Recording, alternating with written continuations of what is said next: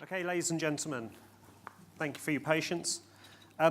Do companies have a duty to avoid tax? There's quite a straightforward question for you. I appreciate that it's been a really long day, and I noticed that some of you had 2 puddings.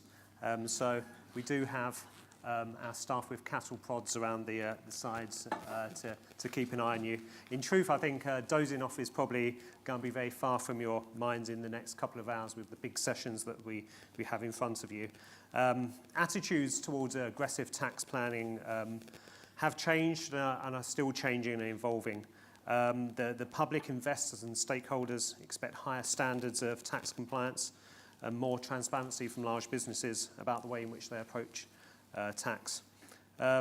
It's the duty, of course, of the CFOs to their shareholders and to stakeholders to manage their tax strategy. And obviously, there's a subtle but important difference between a stakeholder and a shareholder as such. And obviously, this session, we're going to examine the latest attitudes towards tax planning and the impact of international movement around harmonisation of tax rules. And I'm really delighted to have a stellar panel to lead us through this controversial and ever-hot topic. On my left, we have Simon Henry, and Simon is the long-serving CFO of Royal Dutch Shell, a company you may well have heard of. Next to Simon, we have Martin McEwen. Martin is head of tax at SSE, which would have been, I guess, Brandy, Scottish and Southern Energy. And SSE is also the holder of a fair tax mark, which I think we'll hear a little bit more about over the coming minutes or so. Next to Martin, we have Stephen Herring. Stephen is a very well-known tax commentator. He's served in practice at many big firms over the years, and he's currently head of taxation at the IOD. Last but not least, we have Jolyon Morham, and Jolyon is a QC barrister for Devereux Chambers, involved in tax litigation, whether it's direct or indirect, and is also one of the foremost commentators in the UK on tax matters. You may have noticed Meg Hillier's picture in the programme, but a lack of Meg Hillier on our panel today. I think she's busy. I think it's probably the best way of putting it. Apparently, they're finance bill-related matters that she's dealing with, but I think she's probably been put in charge of the Labour Party. Or she may well be our PM. But let's kick off. It's a shame we haven't got Meg here. We've got 4 fantastic panellists.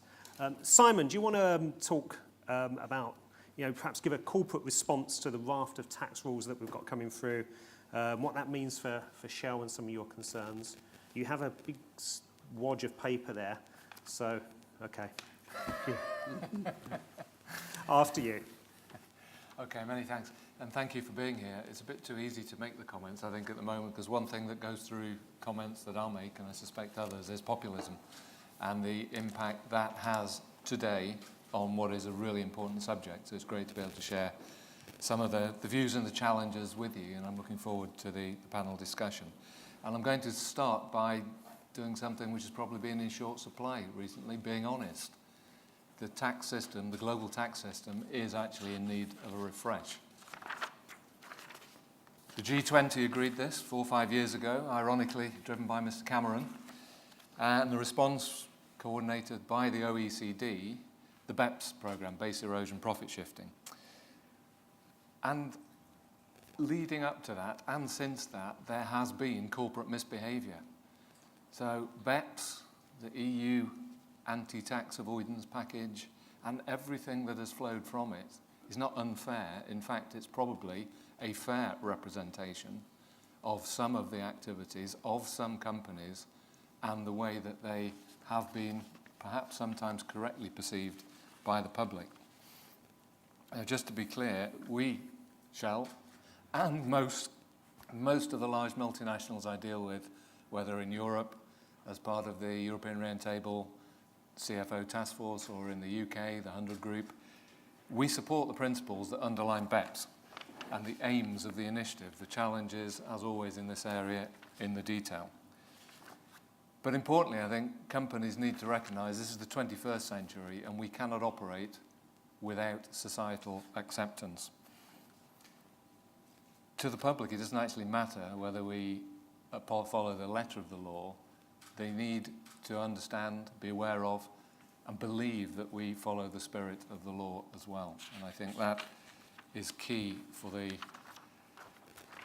the whole subject, but also brought very much into, I think, people's minds recently. But we have to not forget that our core purpose as a PLC is to create value for our shareholders. That is what we're here for. But it is not possible, it is no longer possible to do that without creating value for customers, for other shareholders, and in particular to be seen to be doing this in a responsible way. Otherwise, you lose your license to operate. So amongst other things, this means that we pay tax once, preferably only once, in the country in which the value-adding activity takes place, and we do it in a transparent manner in accordance with the law. But we shouldn't overplay tax. It's only one cost. It's one element of cost that we all face, and it needs to be managed, not avoided, and certainly not evaded. But it comes with risk and uncertainty like many other costs. And in practice, the further you go towards that line or over that line of acceptable behaviour, the greater the risk, the greater the uncertainty you're possibly leaving for your successor in terms of the cost that will follow if you are believed, perceived, or proved to have been stepping over the boundary. So yes, it's important to optimise tax, but to avoid it or to go too far, well, the downside there can be much greater. Now, there is a populist street. The Panama Papers, if Meg had been here, I'm sure would have raised this and taken what was essentially an issue of individual taxation into the field of corporate taxation.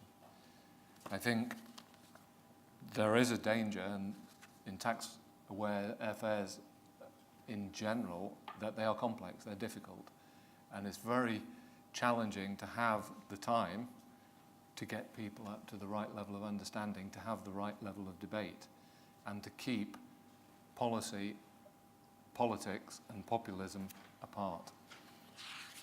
We therefore need to be a lot more careful and balanced in the way that we present ourselves as businesses, particularly large businesses.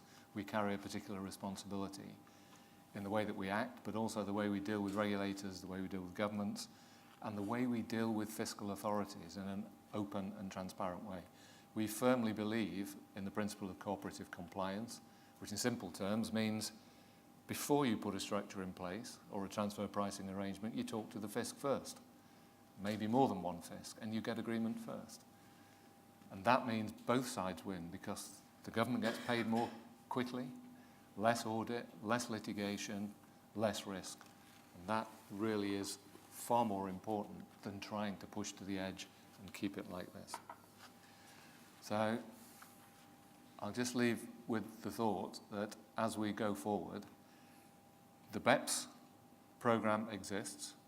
There are 14, 15 action items there. Some of you may be familiar with them. The European program is approaching. I have no idea what that means now for those of you based in the UK, but the UK was the driving force behind both of these. So in the UK, there will be a development of new expectations, new requirements, new legislative requirements for taxation. They may well become more prescriptive. They may well become less multilateral. Notwithstanding last week's events, the UK went first on a diverted profits tax. And one of the biggest risks that we face now as corporations is in fact the development of legislation that does not follow the basic principles of BEPS, which is a multilateral agreed approach with a set of mandatory minimum standards and an expectation that fiscal authorities will work together and with companies to get to a different system that better reflects the business models of the 21st century. And if we see fragmentation, if we see things like the events of the last week happening, that is bad for everybody because it increases the cost of doing business, it increases the risks of cross-border investment and global trade, it plays to the anti-elite, anti-globalization agenda, which is real and live across the globe today, and it diminishes all. Thank you. Okay, quite a few points that Simon covered there. Just as a question before I open up to the rest of the panel, you spoke of the dangers of populism and aligning that with policy. However, hasn't that driven you to a point where you're now talking about paying a fairer rate of tax or being more responsible about how you pay tax? And to whom? Fair so share, has that not worked to an extent? Fair share and the right amount of tax are not the same thing. Fair share is a moral judgment. The right amount of tax is a legal one. And if governments want a different fair share of tax, change the tax regime. But the important thing is tax is competitive between countries. So you want more tax? Accept you may get less investment. And that is, I think, also missing from the public debate. And the UK actually today has a very competitive system. Globally, it's a good system in that sense. But we believe in transparency, not just on tax, because it is one of the ways of rebuilding some level of public trust in large business. And we'd be the first to admit that level of trust today is low. It's particularly low post-2008 financial crisis, and it hasn't really recovered.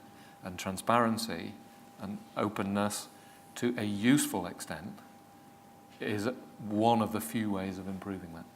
Okay. Jolyn, which we open this up to you. I mean, you strong ideas and views on these matters, which you also preface with pragmatism as well. So what are your views about the direction of travel? Well, I mean, tax has a slightly funny place in our political debate at the moment. Looking at the world through my eyes, I see regulatory failures all over the place, and a rather over-focus on the instances where you see regulatory failure in the tax sphere. So that does have the consequence, I think, that the costs attached to rather more artful tax arrangements are perhaps much higher than they should do. So I certainly agree that BEPS marks a profound step forward. It was very interesting to me to hear that the UK was perceived outside the UK as having led the way on BEPS and the various initiatives taken at EU level. Certainly in the United Kingdom, as those based here will know, the perception of the public is very much that we are a laggard rather than a front runner. And that is a function, as I say, of the political climate. Such gains as there are to be made without profound risk for businesses in tax planning these days, I think should be carefully scrutinised. I rather doubt that the risks match the prospective rewards. Investors are starting to become interested in the sustainability of post-tax advantages over competitors. People like me are always looking at company accounts to see whether there's an interesting story, very often working with very high-profile journalists. And indeed, I know that I have spoken to hedge funds about the prospect of shorting the shares of companies whose accounts disclose red flags, prospective large contingent liabilities associated with bad tax behaviour built up over the years. So I think, sitting in your seats, you want to be very mindful of all of those things, and a lot of those problems will be historical. But if you see bad tax behaviour today, that does cause you to wonder, prospectively as a short seller, how long that's been going on, and whether it poses structural risks. Steve, I mean, you've generally been, I guess, kind of pro-business or relatively sympathetic on some of these matters, and called for more pragmatism and understanding. Obviously, BEPS is coming into play. Is there a point where the politicians can no longer use tax as a plaything, or at least use it in a political sense, because they can't put the right regulations and rules into place? Yes, well, just to be clear that neither our members nor in the IOD, who we've surveyed often on this, or me, or our Director General for that matter, have any time for what I would regard as abusive tax planning, which is counteracted by our GAR legislation, or the extremes of artificial, aggressive avoidance. So it's those can be dealt with, and different countries are learning from each other in the way to combat those. One example, I guess, has been the imperfect symmetry of how interest might be taxed at a very low rate in Luxembourg and relieved at a much higher rate in other higher taxed jurisdictions. Now, that leads us on then to the sort of differences that maybe I have, which is that I don't think we have yet a sufficient agreement about what the word avoidance actually is. And the problem is, if avoidance starts to become planning, I'm not too sure what aggressive planning is. The politicians, these are interchangeable terms to them. They've claimed capital allowances.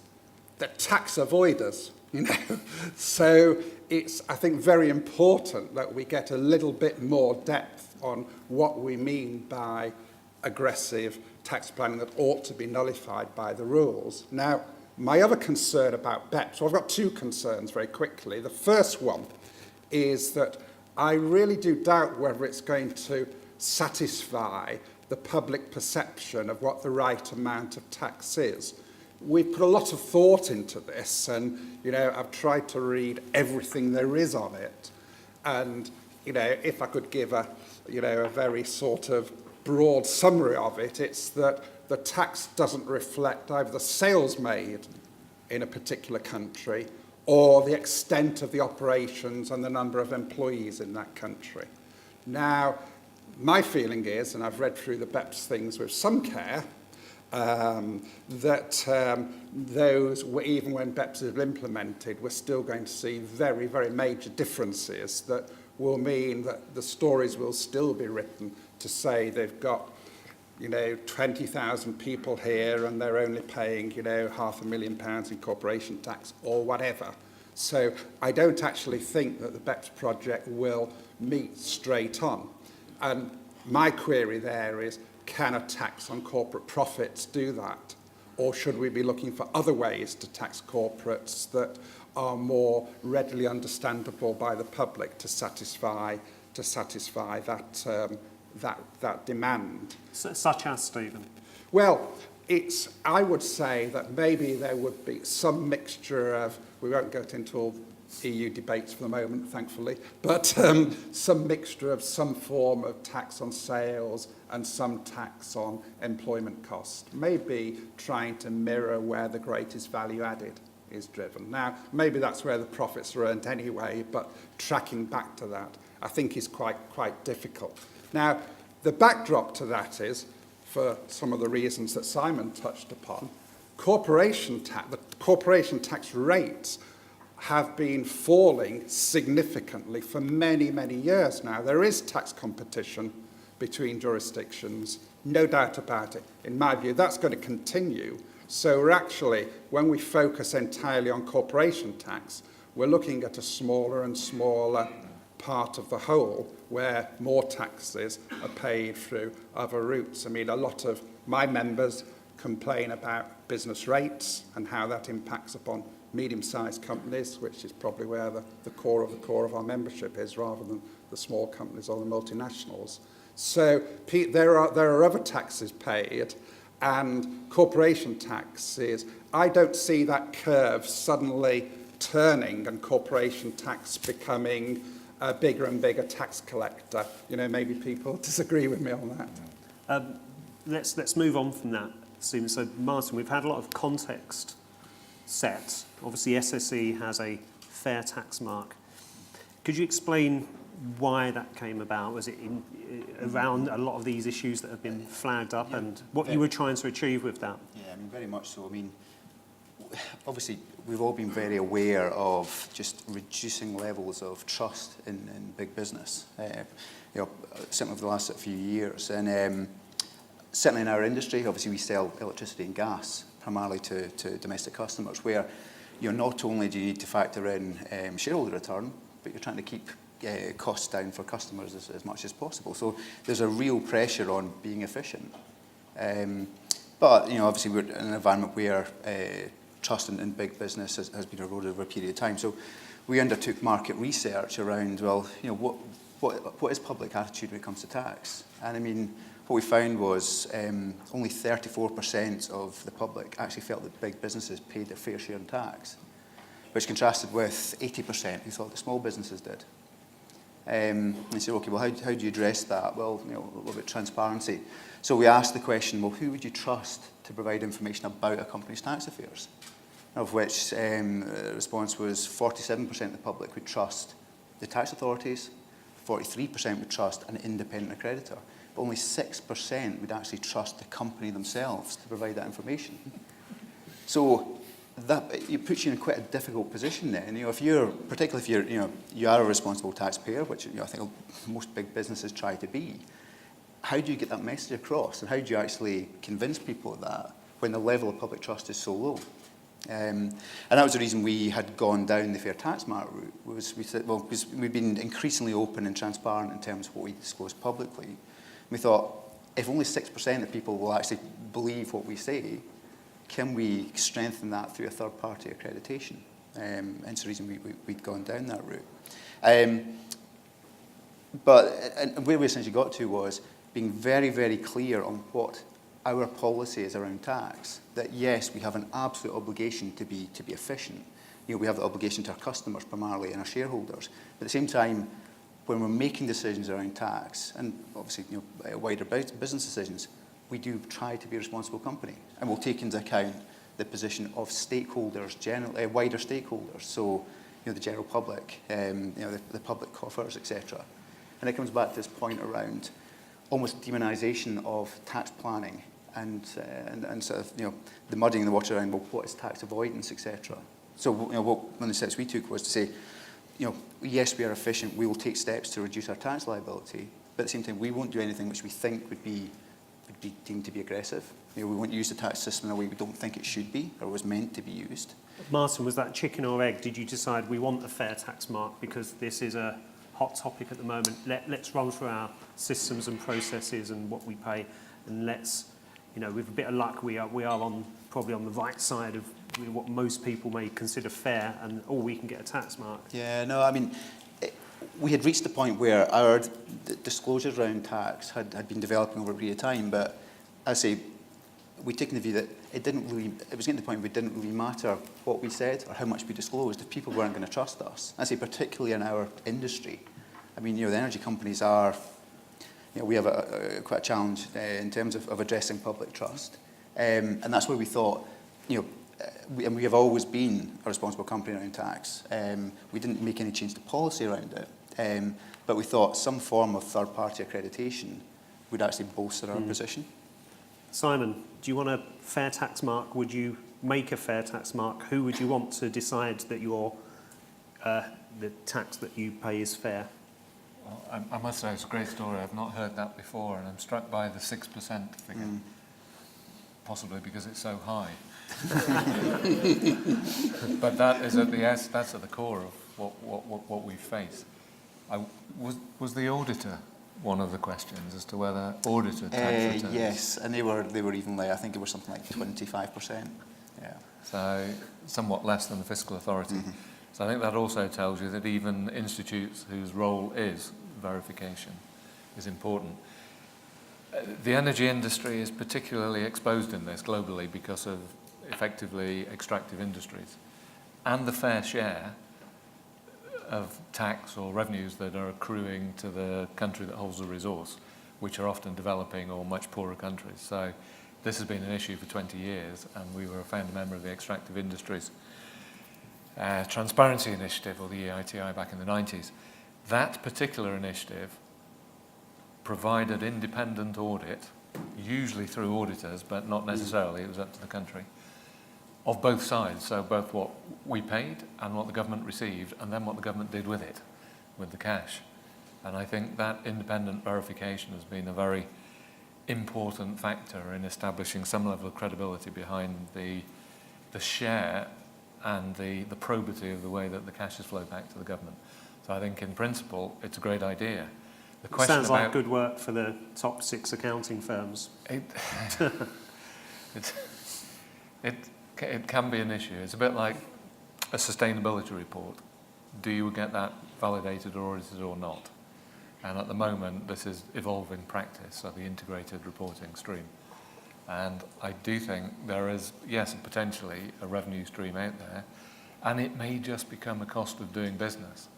But I would like to think it was more than 25% of people would assign some value to it if that were to be the case. So I think it's something we collectively could do something more about. I was going to say Jolyon and Stephen, who is the ultimate arbiter really in terms of this level of tax? And Stephen, what advice would you then pass on to our delegates here to manage that? I mean, if you want to persuade the public at large that you're paying the right amount of tax, you do need a respected voice to deliver that for you, that message. And whether that voice is those who operate the fair tax mark, or whether you can have that voice internally, I think is really a function of what arrangements you put in place. So I lobbied quite hard for companies above a certain size to publish their tax strategy, and for that tax strategy to belong to a named main board director, because I thought that the personal taint attaching to a named individual would cause that named individual to take real meaningful ownership of that tax strategy, because if there was funniness that was later discovered, it would attach to her or to him and follow them. And so that might deliver something that the public could have more confidence in.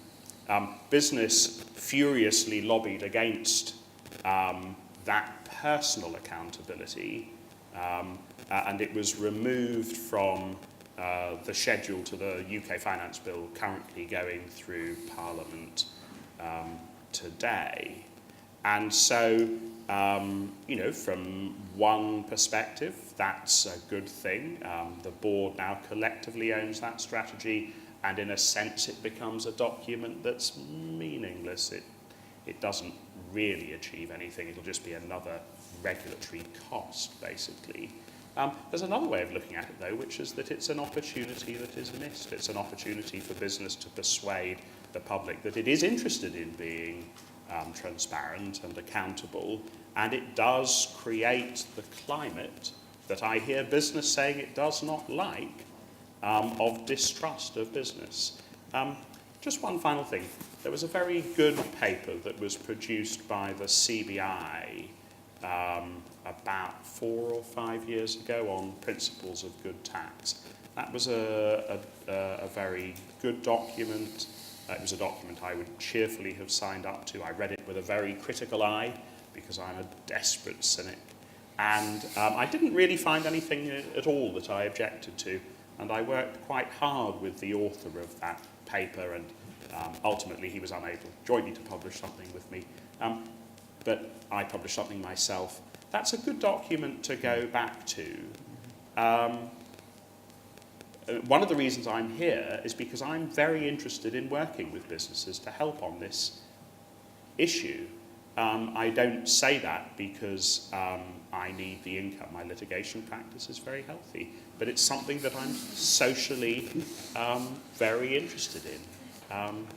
And you do, as I started off by saying, you do need a trusted voice. You need an independent voice, and that's very much SSE's experience as well. Stephen. Yes, let me start with some naming. I think we should have some naming here, shouldn't we, on the panel from the top Why top not? table. And I name the tax authorities of most developed countries, including the UK, for not allowing a ready and easy offset for global losses, genuine, authentic losses made in another country. If we're going to have global taxation, it should work both ways, and it should be facilitated setting off losses, not have to go through so many hoops and, residual positions that they can't use. It should be very easy to do. Not all of these things, maybe I was a bad tax advisor, right? I can say that, having not been one for getting on for 4 years now. But most of my clients had more problems with net operating losses that they couldn't use in one country than they had with than they created through what might be regarded now as aggressive tax planning. So I think the tax authorities are to blame for some of the areas that are wrong, as well as the corporates. Now, it's interesting. Let me just mention two sectors for you, because let's just say that we were going to abolish corporation tax. The outcry would be absolutely phenomenal, except that we've picked out two really deserving industries. I had clients in both of them, so I'm not saying that in an ironic way. We've picked out banking, where in practice now it's the bank levy that's the more significant liability because of the losses that they managed to accumulate through genuine losses, we understand. So, and that well-known sector, beloved of all of us, certainly me as an advisor, the commercial real estate sector, which has the real estate investment trust that taxes the distributions, but doesn't those distributions, providing they're made to the required extent, obviate the need to pay corporation tax on the property income profit. So I think that they should be more ambitious. The local tax authorities, i.e. UK, should be more ambitious in Europe and more ambitious globally. Now, I'll just mention one final point where I think some of the BEPS agenda's going wrong. I'm really worried about the fixed debt equity ratio of the 3-to-1 that's talked about, which even applies where you've got arm's length borrowing. And there doesn't seem to, there's some vagueness in the ATAD information that I've read about whether there's going to be proper grandfathering of existing arrangements. Now, I think that would be a very bad development if we started to have what in effect will be retrospective corporation tax when corporates were planning for a certain tax outcome, and through, in this case, no fault of their own, they've borrowed externally, that they find the tax is higher. Not right, in my view. Just one more quick question for Simon before we open up to the audience. I'm sure you've got lots yourself. How would you describe the Royal Dutch Shell's tax strategy? Complex. We operate in 70 countries around the world, but first of all, this is a board-level question now, and I will say when I first became CFO, I'm not sure that was actually the case. So very much seen from the top because the scale of the risk and the high profile, the reputational issues that go with it. The aim of our tax team is to know where the boundary is, notwithstanding the absolutely accurate observation that avoidance is not black and white. So you know where the line is where you may get a problem, and then you come back from it. You come back from it to the extent you can have upfront, wherever possible, cooperative compliance type discussion with a fiscal authority. And the UK has been a leader in this, the Netherlands as well, which happen to be our two home countries, and several other countries around the world as well, which has been hugely helpful in providing some level of certainty trust, which was very low between the fisc and the company or the corporate sector anyway, and reasonable certainty of outcome that minimises the risk. That does not stop us putting certain activities in certain countries because they are, first of all, capable of, the people capable of doing those activities where the tax rates are attractive. But hopefully in a way that is both legal and transparent and therefore not subject to future litigation, which is where you really see the costs and the risks occurring. Okay, wonderful. Thank you very much, Simon. Questions, please, ladies and gentlemen. Chap here at the front. Thank you very much. Thanks for a great panel discussion this afternoon, gents. My name's Chris Astle. I work for a global pharmaceutical company. I wondered if someone on the panel would like to comment on the planned Pfizer inversion out of the US and into Ireland, where they hope to redomicile tax and was blocked by the US Treasury Department. And just linked to that, if President Trump does win the US presidency, he plans to lower the corporate tax rate in the US to 15%. What impact that would have on the global business competitive environment? Thank you. Two questions there. Steve, do you want to I'll start firstly. I mean, I think the US tax system, well, thank God that however bad our tax system might be, it's not one that is actually designed to procure aggressive tax planning by non-repatriation of profits to the US. So and of course the US, because of its... Non-dom rules are very similar in effect to that, aren't they? Let's have a look at what they could do. I mean, I think that if they started to change just to the system along the lines of what the UK and many other countries have, they could reduce their corporate tax rate significantly, because there's a huge incentive not to repatriate now. Now, I think where I'm going to shock everyone here, where I sort of am with Trump is that I think 15%, might be right. I can certainly see the UK being at 50% and many other continental European countries getting to there, because it doesn't take a genius to plot where the tax rates were on a graph and start joining some of the points together. I think that's where it's heading. Whether Trump could do this, assuming that the American electorate put different parties in control in different combinations with different subsets of viewpoints, heaven only knows. But I can understand why that they don't want why inversions are a controversial topic. I mean, yes. I just observe, and not to be too controversial, but I think the nature of the US system is the cause of many of the problems that we see globally today, because it encourages the wrong kinds of behaviour on both sides of the fence, both the fisc and the corporates. Most of the more egregious activities around the world are through or associated with US systems or US entities. And that is something that any government, the last, I think, US agreement across the parties, bipartisan, was 1986. And that was almost a mistake. And there's been nothing going forward since. It's in desperate need of reform.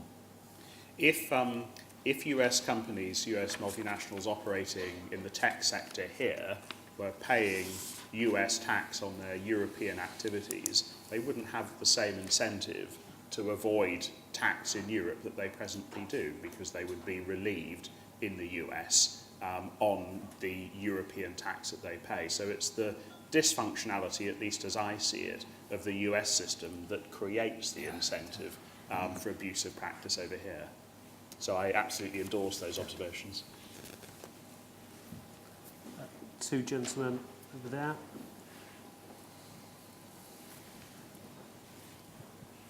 Hi there, it's Chris Harrison from Collateral. We talked a lot about corporate tax, and my question is about employment tax. Given the agenda in the UK is shifting to a reduced corporate tax environment and increasing employment taxes at the same time, what responsibilities do you think boards and corporates have to avoid employment taxes in the same way that you try and legally avoid corporate taxes?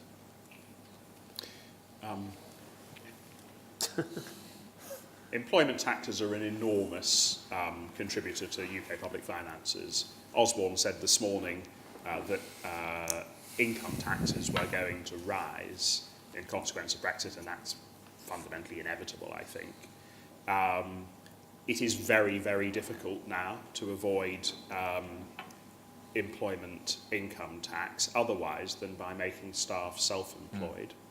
That carries significant reputational risks, as people like Mike Ashley will tell you. And you've seen what's happened to their share price. Jolien, we're moving to a Yes. nation of freelancers. We can talk about how the US system's broken. One of the ways in which our system is broken is that it encourages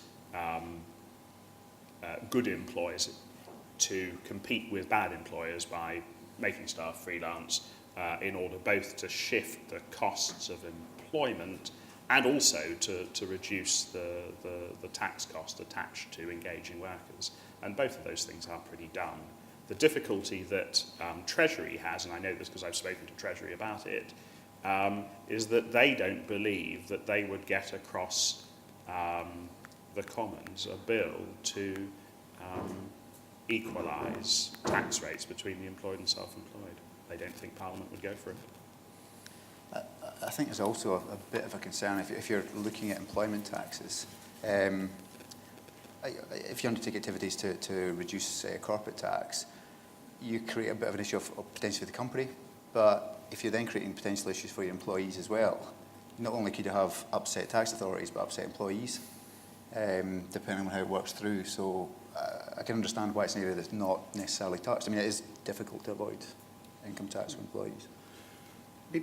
Let me try and bisect what Jolien's words in particular into two different sections, because while I'm 100% with him, I mean, I think it's a pretty damn poor excuse if the politicians say we couldn't get it through Parliament, because I can't see of any valid argument that says whether you choose you are an employee, self-employed, or operate through a personal services company, you should pay very different amounts of tax and, of course, even more importantly, national insurance. You should pay, in my view, broadly the same amount of tax. If you want self-employed to get a bit of extra because of their bookkeeping and di-da, let's have a fixed allowance for them that they can claim. But other than that, I think broadly they should pay exactly the same amount of tax. And I think it's a pretty poor excuse for the politicians saying it's difficult. Where I disagree is that I think, like it or not, we are moving to a much more flexible market, labour market, where the old certainties of a single job with fixed hours, di-da, are rapidly going out the window. I think I saw at the IPSI, if I'm getting the initials right for the organisation conference, that in the